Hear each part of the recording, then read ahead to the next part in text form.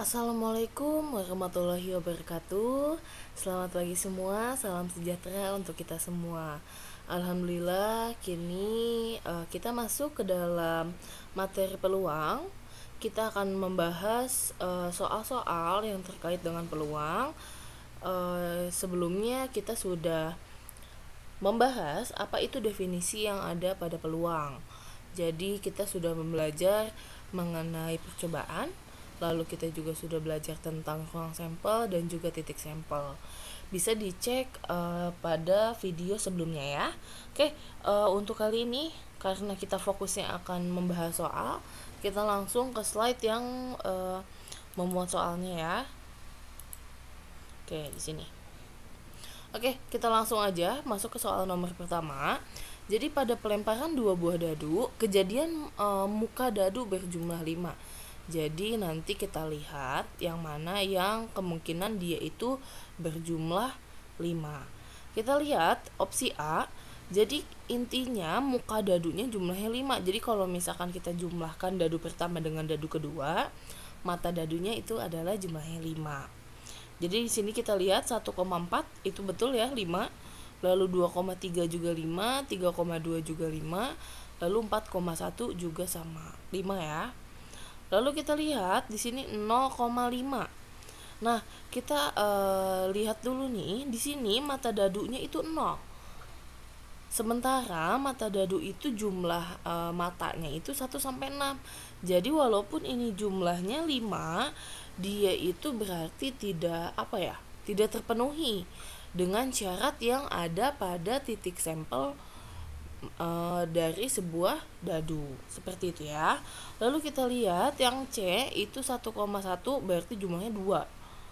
1,2 jumlahnya 3 berarti ini tidak berjumlah 5. Lalu 1,1, 1,2 ini juga sama ya. Oh, ternyata ini sama opsinya. Jadi intinya yang jumlahnya 5 itu adalah jawaban yang A. Yang ini ya, kita tandai aja mungkin ya. Oke, ini jawabannya. Oke, kita lanjut ke soal nomor 2. 3 buah mata uang dilempar sekaligus sebanyak 80 kali. Frekuensi harapan muncul 2 sisi angka. Ini kayaknya terdapat kesalahannya. Ini harusnya 2 mata uang, 2 sisi angka. Oh ya, bisa. Jadi 3 mata uang itu dilempar sekaligus sebanyak 80 kali katanya. Jadi ada 3 koin nih. Maksudnya mata uang itu berarti 3 koin gitu ya. Dilempar sampai 80 kali. Jadi pelemparan pertama misalkan munculnya apa. Terus pelemparan kedua itu munculnya apa. Pelemparan ketiga sampai ke pelemparan ke 80. Nah, frekuensi harapan muncul 2 sisi angka. Oke, kita lihat dulu. Di sini kita mau mencari yang hanya 2 sisi angka. Oke, kita lihat pada percobaan yang 3 mata uang tadi ya. 3 mata uang tuh ini kita menginginkan 2 sisi angka. Berarti nanti kita lihat yang 2 sisi angka itu yang ini nih.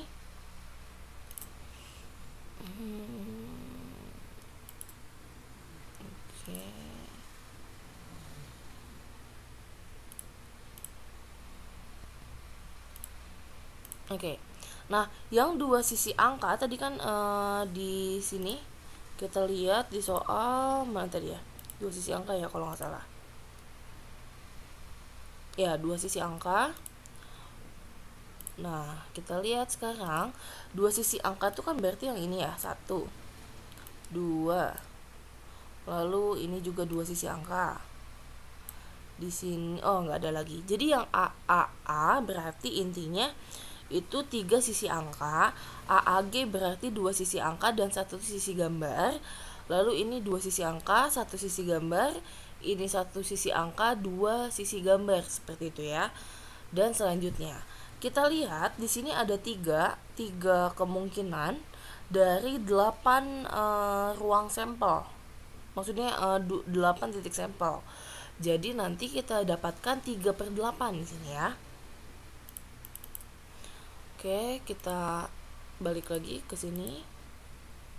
Jadi gitu ya, kalian juga harus tahu bagaimana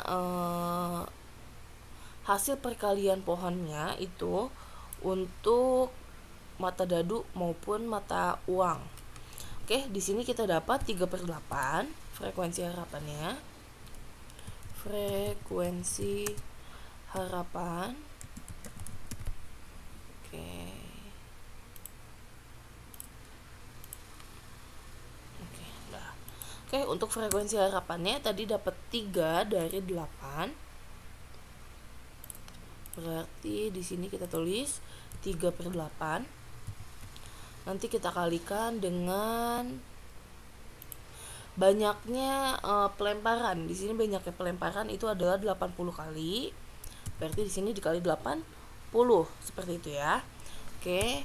Nah, nanti 80 kita bagi 8 itu 10 ya. 10 kali 3 berarti 30. Maka kemungkinan yang muncul itu sebanyak 30 kemungkinan. Jadi di sini maksimalnya sekitar 30 kemungkinan, walaupun bisa lebih ya di situ, karena di sini kita mencari frekuensi harapannya aja. Oke, kita lanjut ke nomor 3. Sebuah koin dilempar sekali berarti ada cuma satu ya, berarti di situ antara muncul angka maupun muncul gambar. Peluang muncul angkanya. Oke. Jadi nanti di sini kita gunakan rumus PA peluang gitu ya, maksudnya itu rumusnya adalah NA/NS.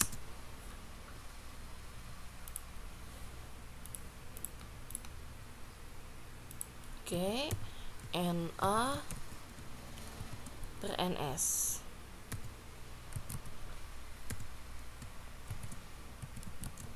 Oke, seperti ini mungkin kita perbesar dulu.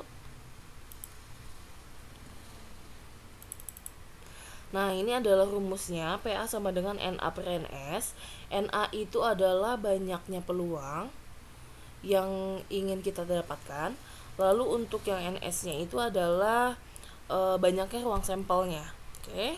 Tadi kita lihat di sini pelemparan sebuah koin dilempar sekali ya. Nah, munculnya itu kan berarti antara angka dengan gambarnya aja. Nah, kita lihat di sini. Ini hanya akan muncul angka maupun gambar. Jadi hanya salah satunya aja ketika kita melemparkan sebuah koin. Nah, berarti di sini ruang sampelnya hanya ada 2. Nah, maka di sini nanti NS-nya itu adalah 2. Oke, di sini NS-nya 2. Sementara muncul angka tadi sesuai dengan pelemparan tadi itu hanya akan muncul angka sekali atau gambar cuma sekali gitu ya. Maka munculnya angka itu hanya ada 1. Maka kita dapat peluang harapannya itu adalah 1/2 seperti itu. Oke. Nah, tadi yang ini jawabannya yang C. Untuk yang ini jawabannya yang A. Seperti itu ya. Semoga mudah dipahami. Kita lanjut ke slide berikutnya.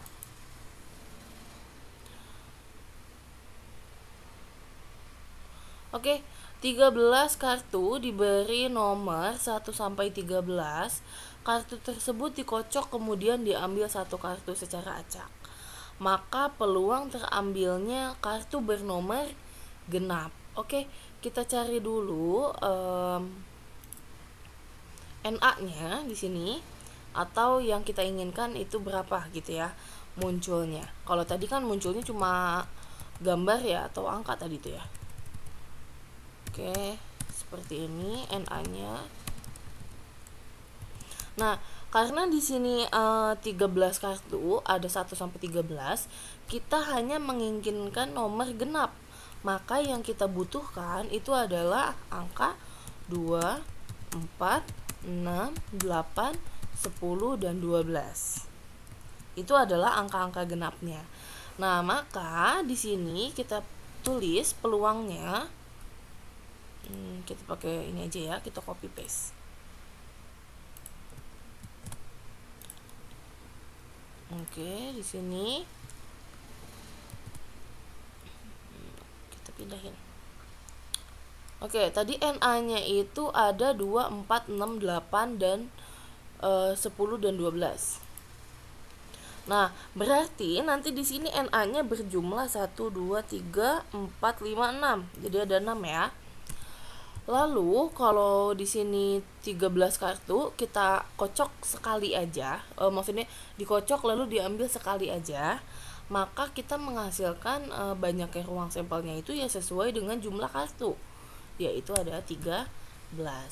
Nah, maka untuk soal nomor 4 ini jawabannya adalah yang D. Oke, seperti itu.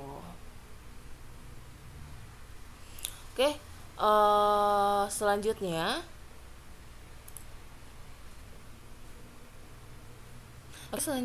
di sini peluang sebuah dadu dilempar sebanyak 20 kali, ternyata muncul muka dadu bernomor 3 sebanyak 3 kali. Jadi ketika kamu melemparkan nih 20 kali sebuah dadu, jadi dadu dilempar 20 kali, lalu muncul angka 3 atau mata dadu yang berjumlah 3 itu sebanyak 3 kali, maka frekuensi relatifnya. Oke. Sebenarnya ini ya, salah. Ini aja. Oke. Nah, ini kayak gini nanti frekuensi peluangnya. Jadi katanya tadi muncul muka dadu bernomor 3 katanya 3 kali. Berarti di sini itu 3. Lalu bagian bawah atau banyak ruang sampelnya itu ada 20. Maka di sini jawabannya itu adalah yang B, 3/20. Nah, untuk peluang seperti ini sebenarnya bisa juga jawabannya nanti dalam bentuk desimal. Maka kalau mau dalam bentuk desimal nanti di sini 3/20 tinggal diubah ke desimal.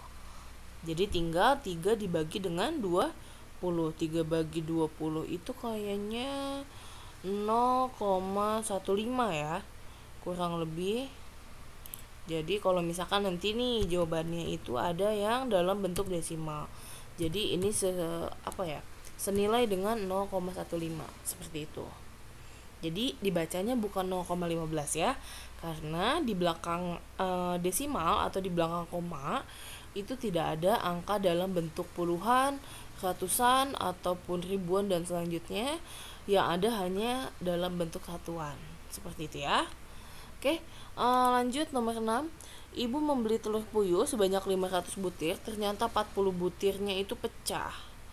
Jika sebutir telur diambil secara acak, peluang terambilnya telur yang pecah. Oke. Di sini NA-nya itu adalah banyaknya telur yang pecah. Berarti di sini 40. Lalu di sini berarti banyaknya telur dari keseluruhannya.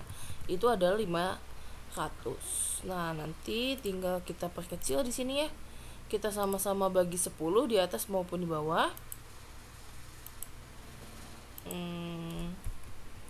Sampai menemukan mungkin di sini paling sederhana ya pecahannya.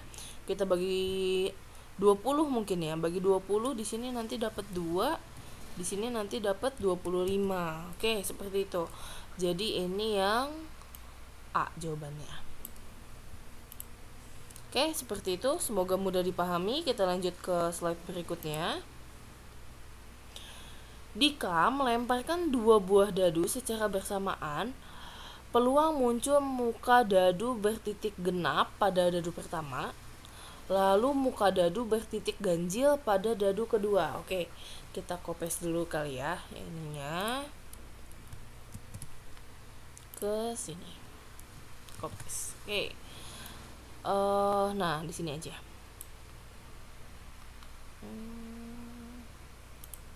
Oke, nah untuk yang soal ini kita harus identifikasi dulu. Jadi nanti ketika kalian ujian, kalian silahkan menggunakan tabel seperti ini. Nah, di sini saya dapat tabel ini dari Koma. Terima kasih untuk website Koma. Nah, Dika katanya di sini mau mencari peluang di mana mata dadu genap dan mata dadu ganjil yang kedua ya.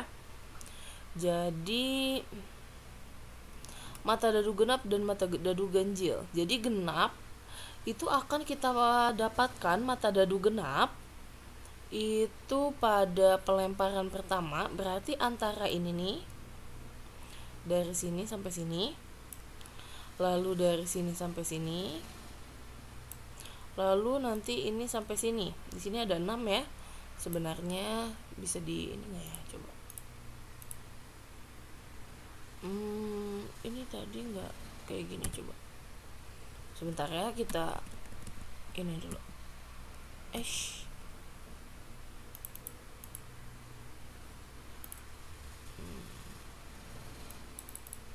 Oke, coba kita copy lagi. Copy paste. Oh, sama ya, dia di sini masih ada thumbnail dari ini ya. Oh, ini enggak. Oke, sip.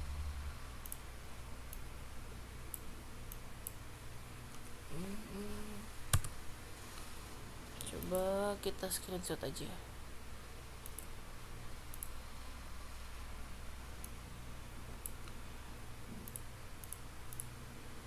Pecah.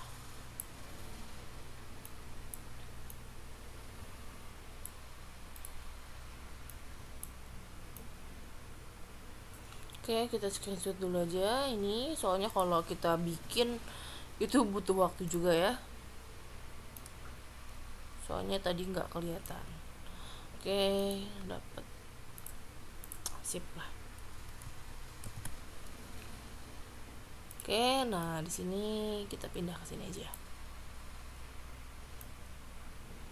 Oke, nah tadi kita menginginkan mata dadu bertitik genap pada pelemparan dadu pertama. Nah, sekarang kita lihat di sini untuk dadu pertama ini ada di sebelah sini. Berarti nanti yang mata dadu genap itu kan berarti 2, 4 dan 6 ya. Berarti nanti ini yang keluar. Lalu ini dan ini yang paling bawah. Lalu mata dadu bertitik ganjil pada titik kedua, pada dadu kedua. Nah, kita ganti di sini. Oke. Nah, tadi menginginkan ganjil, berarti yang akan muncul adalah sebelah sini. Ini 3 dan juga 5. Nah, sekarang supaya memudahkan, kan kalian sudah menandai ya di sini yang mana aja yang menjadi peluangnya. Nah, sekarang kita lihat karena di sini ada dan, otomatis kalau dan itu yang kena dua-duanya gitu. Kalau misalkan ini kan berarti nanti di sini nih. Kita tanda ya. Berarti yang ini nih yang bakal kena dua-duanya.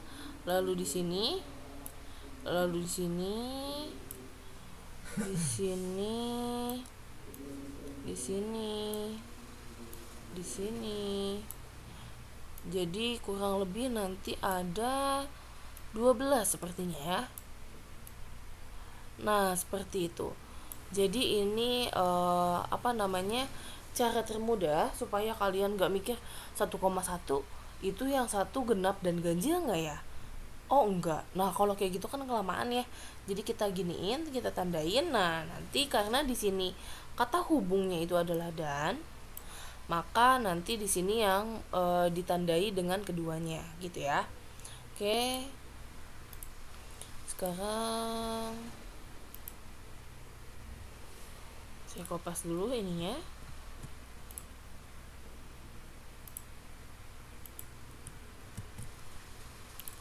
Oke. Nah, di sini maka apa nih? Peluangnya ya, peluang muncul muka dadunya bertitik genap dan titik ganjil. Oke, NA-nya tadi di sini ada 12 ya, 12 titik. Maka di sini 12. Lalu bagian bawah NS-nya sesuai dengan mata dadu di sini rumusnya 6 pangkat 2 jadi 36. Atau sama aja kita sederhanakan di sini. Itu sama-sama kita bagi 12. Jadi 1/3 kita dapatkan. Seperti itu ya. Semoga mudah dipahami. Kita lanjut nomor 8. Itu peluang Rio untuk menjadi juara kelas itu adalah 0,73. Wow, besar ya. Lalu peluang Rio tidak menjadi juara kelas. Oke. Jadi peluang maksimal itu adalah 1. Gitu ya. Jadi peluang itu maksimal 1. Peluang maksimal 1 dan peluang itu paling minimal atau angka terkecilnya itu adalah 0. Jadi kalau 1 itu berarti sebuah kepastian. Lalu kalau misalkan dia 0 itu sebuah ketidakpastian. Maksudnya gimana Kak? Peluang maksimal itu 1. Oke, contoh. Peluang maksimal 1 itu kan tadi kan kepastian ya. Misal Oke, contohnya misalkan sebuah mata dadu muncul angka 1 sampai 6. Itu adalah kepastian. Kenapa? Karena mata dadu pada umumnya itu bermata 1 sampai 6. Tapi kalau misalkan nih kalian iseng-iseng aja bikin mata dadu, beda angkanya. Nah, kalau misalkan kayak gitu itu beda konteks lagi gitu ya. Tetapi ini kita menggunakan mata dadu secara umumnya. Atau misalkan peluang maksimal 1 di situ tadi ya, atau sebuah kepastian. Misalkan matahari terbit dari sebelah timur, atau misalkan seekor ayam bertelur. Nah, itu berarti dia itu adalah sebuah kepastian. Nah, kalau peluang minimal 0 atau dia itu sangat ketidakmungkinan, contoh misalkan peluang munculnya mata dadu berangka 12, itu kan nggak mungkin ya, nggak mungkin terjadi. Nah, atau misalkan tadi matahari terbit dari sebelah barat, itu juga masuk ke dalam konteks dia dimana ketidakmungkinan. Walaupun kalau misalkan kita runtutkan secara agama, itu agama tertentu ya, nanti akan ada. Tetapi untuk saat ini matahari itu masih terbit dari sebelah timur, berarti dia masih dalam kepastian, atau dia peluangnya maksimal 1. Nah, lalu di sini kalau misalkan dia peluangnya 0, tadi contoh lainnya misalkan ayam melahirkan. Nah, itu juga dia peluangnya adalah 0 atau ketidakmungkinan. Nah, di sini peluang Rio tidak menjadi juara kelas dia mintanya. Tadi kan saya bilang maksimal itu 1. Berarti untuk mendapatkan peluang yang tidak mungkin ya tadi di situ. Jadi nanti di sini PA-nya atau peluang harapannya itu sama dengan 1 dikurang dengan 0,73.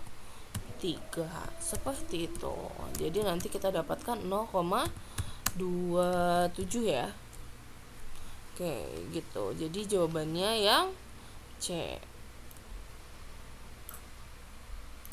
Oke, sini.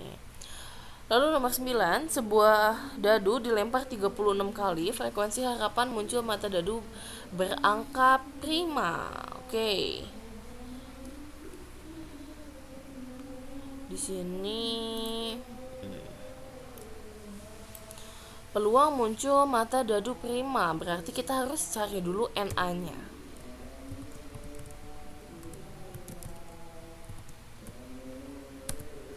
Oke.